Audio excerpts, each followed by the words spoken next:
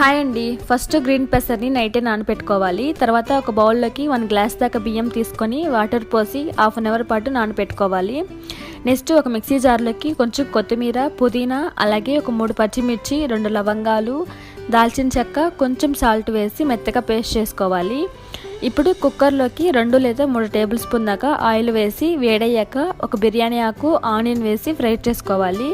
తర్వాత ఇందులో కొత్తిమీర, పుదీనా పేస్టు, అలాగే 1 టీ స్పూన్ దాకా అల్లం వెల్లుల్లి పేస్ట్ కూడా వేసి గ్యాస్ని మీడియం ఫ్లేమ్లో పెట్టుకొని ఒక 2 మినిట్స్ పాటు ఫ్రై చేసుకోవాలి.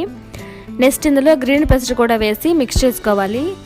మనం తీసుకున్న 1 గ్లాస్ బియ్యానికి 2 గ్లాస్ దాకా వాటర్ పోసి తెరలు కాగనివ్వాలి. ఇలా నీళ్లు తెరులుతూ ఉన్నప్పుడు నానబెట్టుకున్న బియ్యం వేసి అలాగే సరిపడ సాల్ట్ కూడా వేసి కుక్కర్ మూత పెట్టి హై ఫ్లేమ్ మీద 2 విజిల్స్ వచ్చేంత వరకు ఉంచి స్టవ్ ఆఫ్ చేసుకోండి.